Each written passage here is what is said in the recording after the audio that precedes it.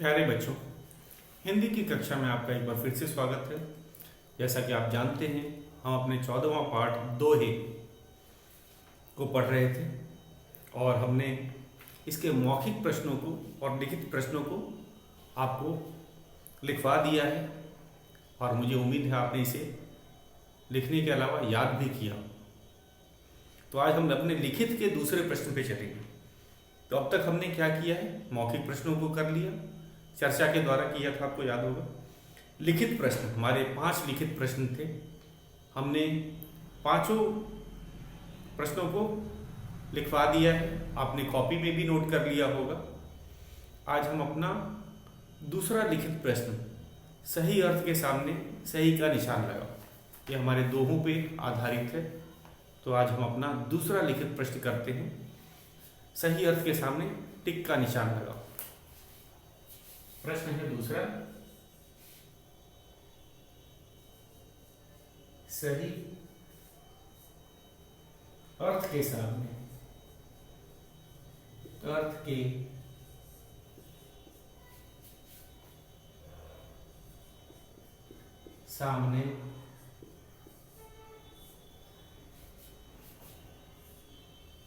टिक का सही का निशान लगाओ।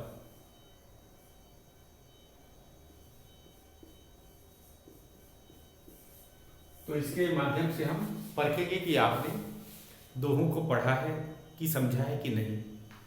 तो ये बहुत अच्छा तरीका है, क्योंकि दोहे जो हैं अगर आपने नहीं समझा होगा तो आप इन जो बहुविकल्पी प्रश्न हैं इसे नहीं कर पाएंगे।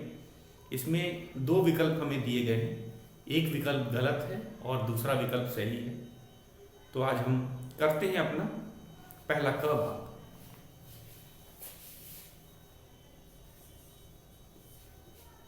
विद्याधन दोहे का ही भाग है। विद्याधन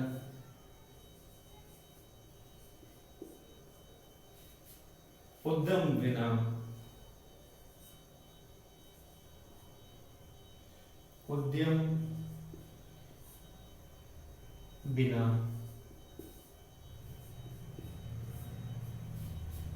कहो जो पावे कौन, कहो जो पावे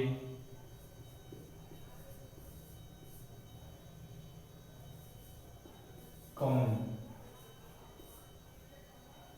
पूर्ण विराम, इसके 2 विकल्प दे रखे हैं।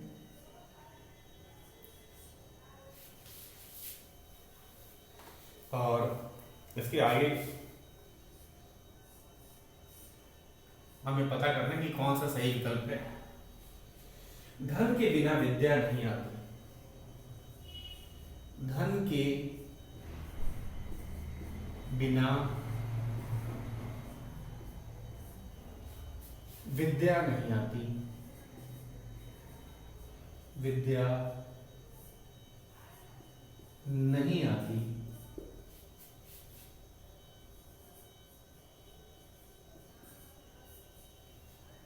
दूसरा है परिश्रम के बिना,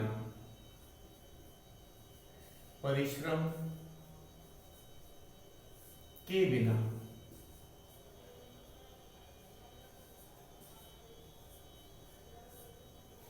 विद्या और धन की प्राप्ति नहीं होती। विद्या और धन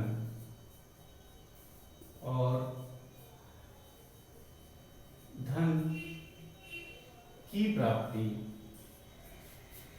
प्राप्ति नहीं होती।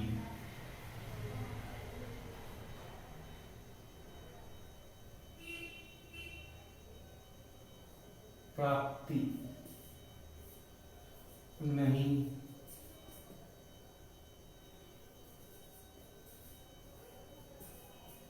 तो मैंने आपको इसका भावार्थ बताया था, दोहे का अर्थ समझाया था, आपको याद होगा कि विद्या धन उद्यम बिना कहो जो पावे कौन।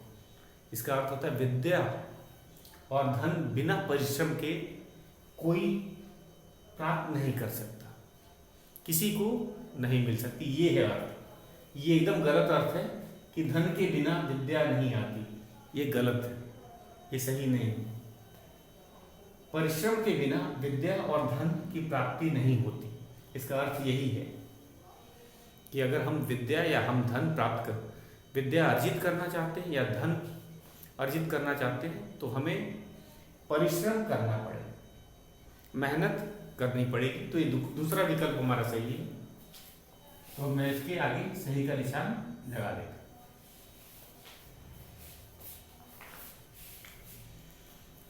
अगला है हमारा ख।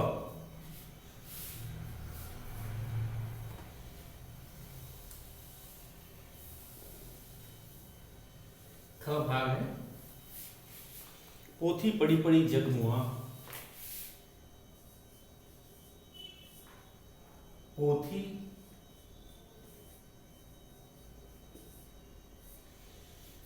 पढ़ी पढ़ी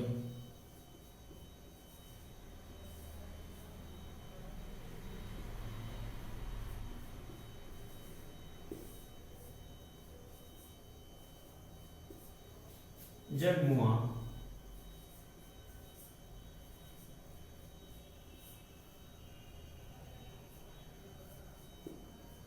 पंडित भया न कोय। पंडित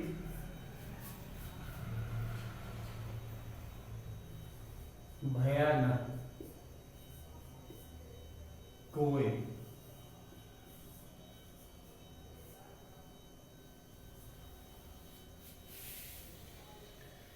इसके दो अर्थ दे रखे हैं, कौन कौन से मैं आपको लिख देता हूं। पहला है पुस्तकें पढ़ने से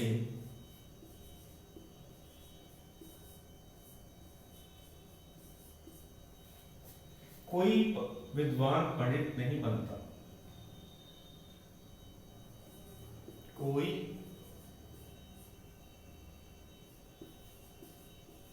विद्वान पंडित नहीं बनता।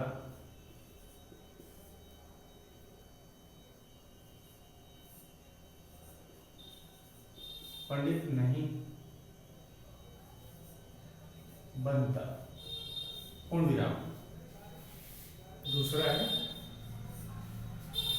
पुस्तकें पढ़कर ही, पुस्तकें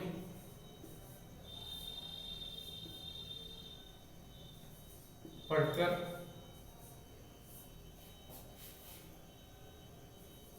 ही व्यक्ति विद्वान बनता है। व्यक्ति विद्वान बनता है।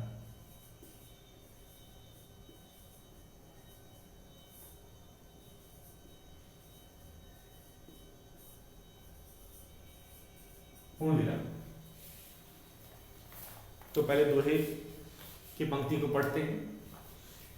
पोथी पढ़ी पढ़ी जग मुआ, पंडित भया न कोय। जैसे मैंने बताया था कि पोथी मतलब किताबें, मोटी मोटी किताबें। पोथी पढ़ने से, पढ़ पढ़ के संसार के कितने ही लोग मर गए हैं, लेकिन कोई ज्ञानी नहीं बना।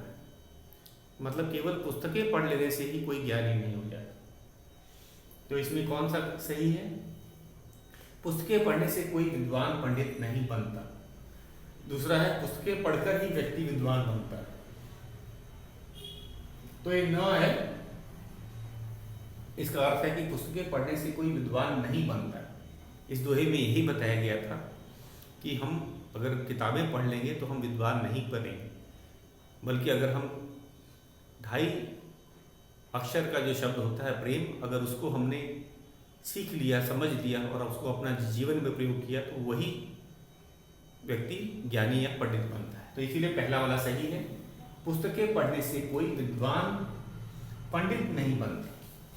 तो ये सही विकल्प है और मैंने इसको सही का निशान लगा दिया। ये गलत विकल्प है, पुस्तकें पढ़कर ही व्यक्ति विद्वान बनता है, ये गलत विकल्प है। तो अब अगले दो पे चलते हैं। ये अंतिम हमारा दोहे की पंक्ति है, इसका क्या अर्थ है ये पता करते हैं। ग। ग है बड़ा हुआ तो, बड़ा हुआ तो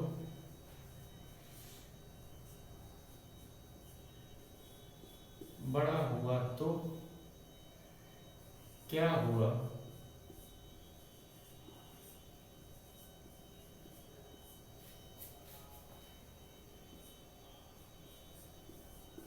जैसे पेड़ खजूर।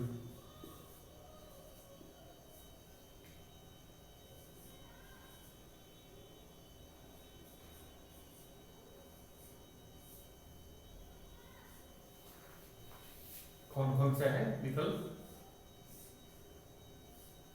दो विकल्प दिए हैं।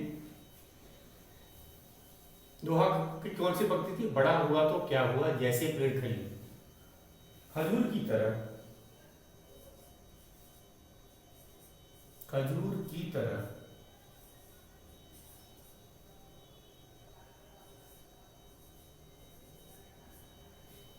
बड़ा होने से, बड़ा होने से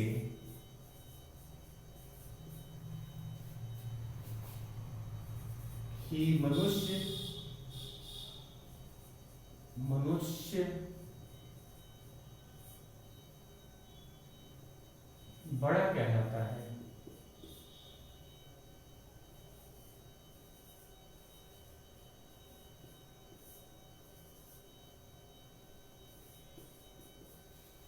दूसरा है खजूर की तरह बड़ा होने से मनुष्य बड़ा कहलाता है। दूसरा है बिना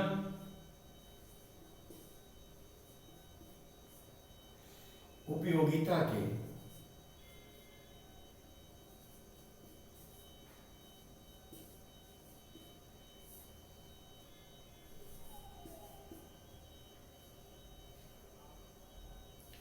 आकार में, आकार में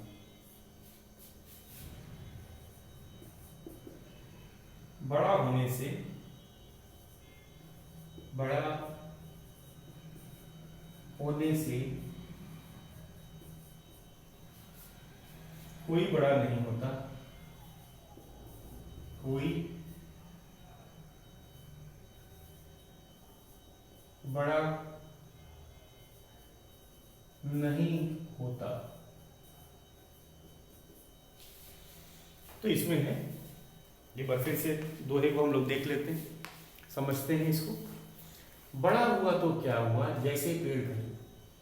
यहाँ पे इस दोहे से है कि केवल आकार में बड़ा हो जाने से कोई महान नहीं हो जाता, जब तक कि उसकी उपयोगिता नहीं हो, जब तक वो हमारे किसी काम का ना हो तब तक उसे बड़ा नहीं कहा जाता। जैसे कि खजूर की तरह बड़ा होने से ही मनुष्य बड़ा कहलाता है, ये गलत बात है।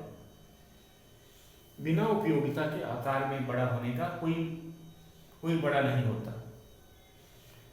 तो मतलब जैसे कि बताया गया था इस दोहे में कि खजूर का जो पेड़ होता है वो आकार में तो बहुत बड़ा होता है लेकिन किसी काम का नहीं होता, क्योंकि उससे न छाया मिलती, जो यात्री है उससे छाया भी नहीं मिलती, खजूर के पेड़ में छाया नहीं होती, और उसका फल भी बहुत दूर पे ऊंचाई पे लगता है, जिसे कि आसानी से तोड़ा नहीं जा सकता। तो केवल आकार से बड़ा हो जाने से कोई बड़ा नहीं हो जाता, उसकी उपयोगिता भी होनी चाहिए। तो इसका सही क्या है?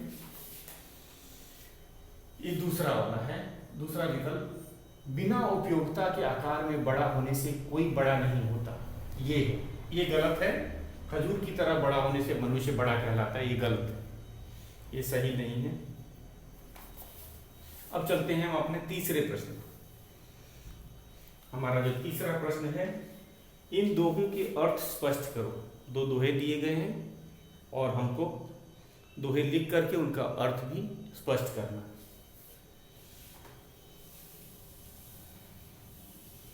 ये हमारा लिखित का तीसरा प्रश्न है। ये हमारा लिखित का तीसरा प्रश्न है।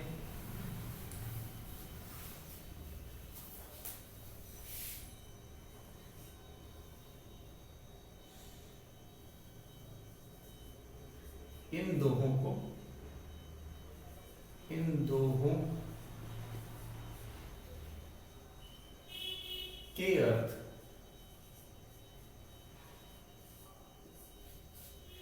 स्पष्ट करो।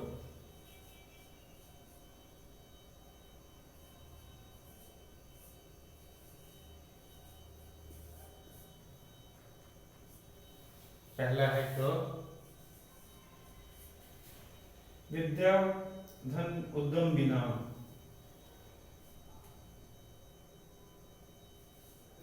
विद्या धन उद्यम बिना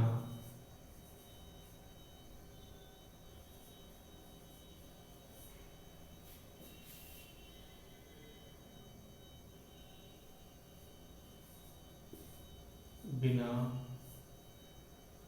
कहो जो पावे कौन। कहो जो पावे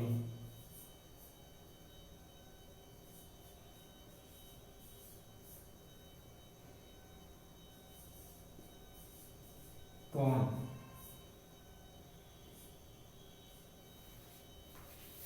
बिना डुलाए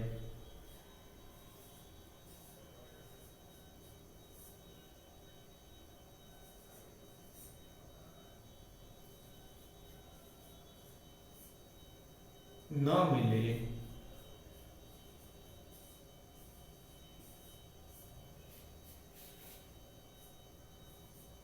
ज्यों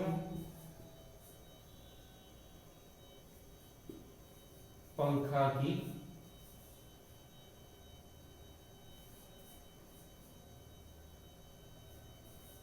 पौन। तो ये था हमारा दोहा। ये कबीरदास जी का लिखा दोहा है। इसमें कहा गया है कि विद्या और धन परिश्रम करने से ही मिलता है।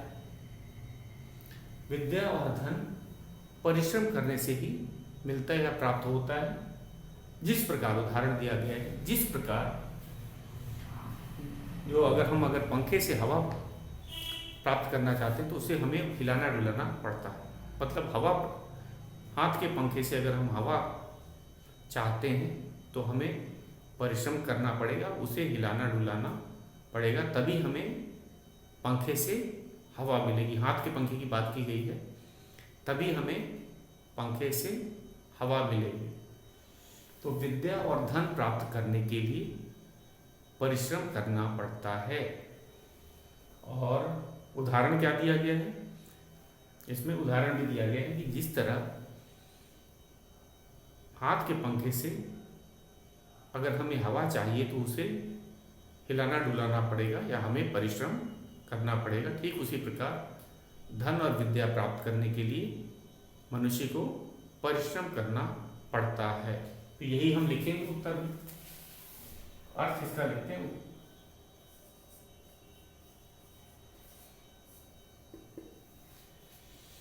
विद्या और धन, विद्या और धन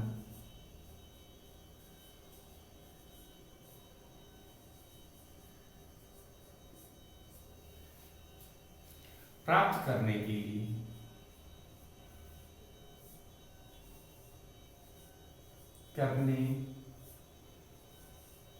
लिए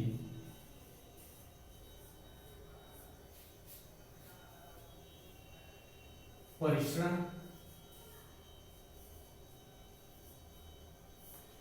करना पड़ता है। करना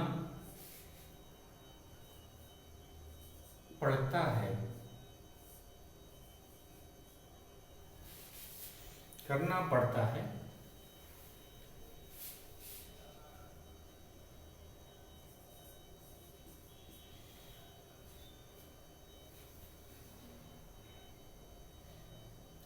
बिना परिश्रम के इन्हें नहीं प्राप्त किया जा सकता। बिना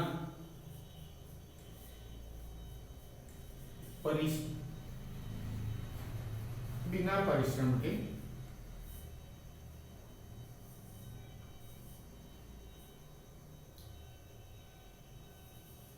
इन्हें नहीं प्राप्त किया जा सकता, नहीं प्राप्त किया जा सकता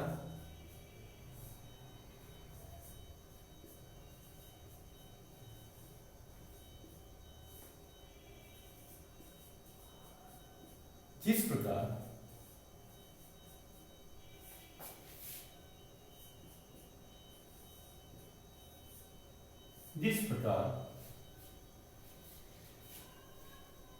हमें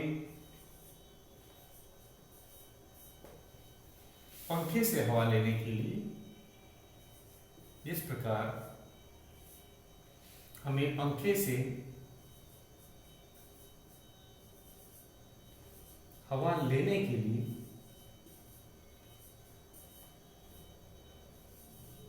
के लिए उसे हिलाना डुलाना पड़ता है,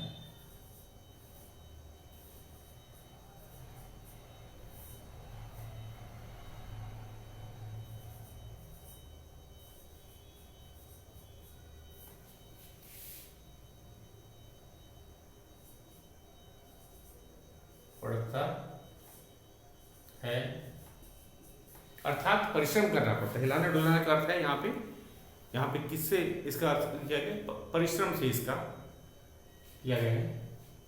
तो एक बार फिर से पहले हम दोहा पढ़ेंगे, फिर उसको अर्थ आपको समझाएंगे। ध्यान से देखिए, और दोहा भी याद होना चाहिए। मैंने देखा बच्चों को अभी याद नहीं हो रहा है ऑनलाइन क्लास में। दोहों को आपको याद करना है और उसके बाद तभी आपको अर्थ भी स्पष्ट होगा। अगर आपने दोहा याद नहीं किया है तो अर्थ भी स्पष्ट नहीं होगा। विद्या धन उद्यम बिना, कहो जो पावे कौन, बिना डुलाए न मिले ज्यों पंखा की पाँव। ये है दोहा हमारा। विद्या धन उद्यम बिना, विद्या और धन, उद्यम परिश्रम को कहा जाता है। विद्या और धन परिश्रम के बिना नहीं मिलता है। कहो कि कौन इसे पा सकता है। बिना परिश्रम के न विद्या और न ही धन कोई नहीं पा सकता या प्राप्त कर सकता है। जिस प्रकार बिना डुलाए न मिले पंखा की पौन, पौन हवा को बोलते हैं। तो पंखे से भी, अगर हम हाथ के पंखे की बात की गई है, अगर हाथ के पंखे से हवा प्राप्त करना चाहते हैं तो उसे हिलाना डुलाना पड़ेगा, अर्थात हमें परिश्रम करना पड़ेगा। तो यही अर्थ हमने लिखा है। विद्या और धन प्राप्त करने के लिए परिश्रम करना पड़ता है। बिना परिश्रम के इन्हें नहीं प्राप्त किया जा सकता है। जिस प्रकार हमें पंखे से हवा लेने के लिए उसे हिलाना डुलाना पड़ता है। यहाँ हिलाना डुलाना का अर्थ परिश्रम से है। तो अब हम चलते हैं अपने दूसरे दोहे पे। ये हमारा, हमने क दोहा कर लिया, एक और दोहा है, उसे भी हम लिख करके उसका अर्थ स्पष्ट कर देते हैं। और हमारा जो दूसरा दोहा है वो रहीम का दोहा, ये कबीर का था। और हमारा अगला दोहा है रहीम का। ख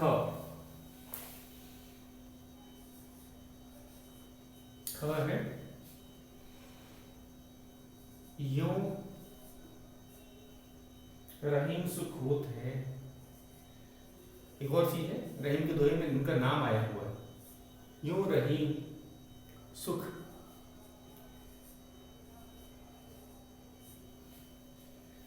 होत है,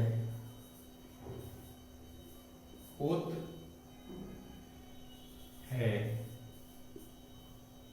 उपकारी के संग, उपकारी के संग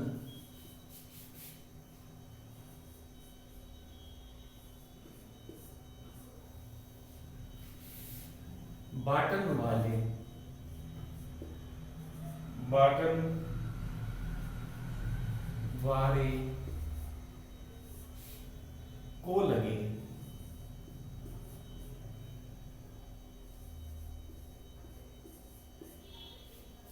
ज्यों मेहंदी के रंग, ज्यों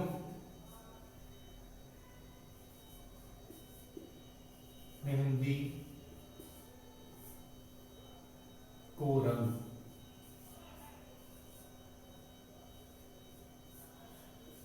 तो ये था हमारा दूसरा और अंतिम दोहा। हमें ये तीसरे प्रश्न में क्या कहा गया था कि हमें ये दोहों का अर्थ स्पष्ट करना है। तो ये रहीम का दोहा है। तो रहीम कहते हैं कि उपकारी के साथ रहने से ही हमें सुख प्राप्त हो जाता है। अगर हम उपकारी नहीं हैं, हमारा संगत अच्छा है, हम किसी उपकारी के साथ रह रहे हैं, तो हमें भी उपकारी के साथ रहने से ही सुख प्राप्त होता है। जिस प्रकार जो मेहंदी होती है, मेहंदी बांटने वाला के हाथ में खुद ब खुद हाथ मेहंदी का रंग लग जाता है, मतलब उसको भी रंग का सुख प्राप्त हो जाता है। तो यही इसका अर्थ है। हम लिखते हैं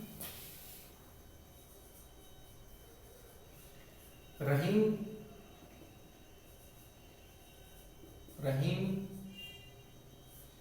के अनुसार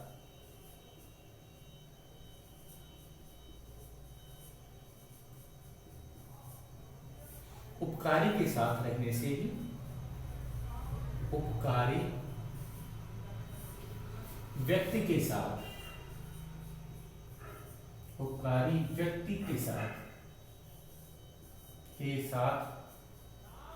रहने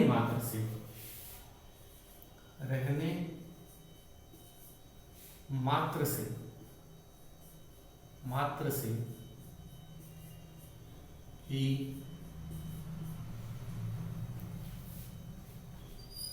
हम सुखी हो सकते हैं,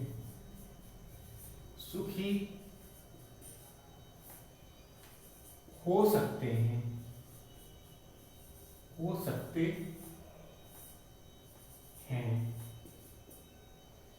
जिस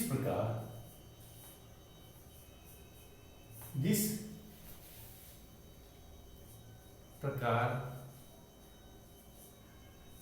मेहंदी बांटने वाला व्यक्ति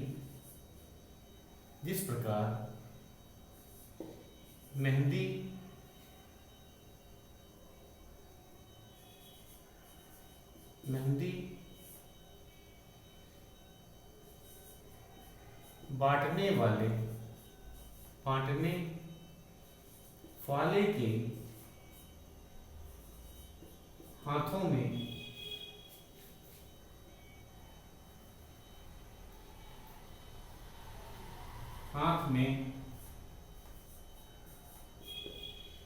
उसका रंग लग जाता है,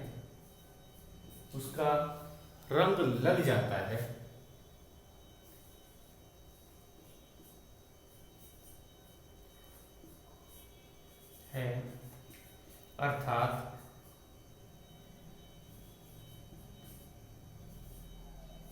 उसे भी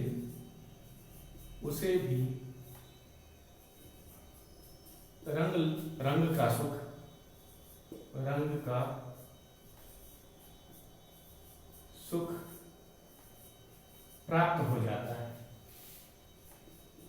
प्राप्त हो जाता है,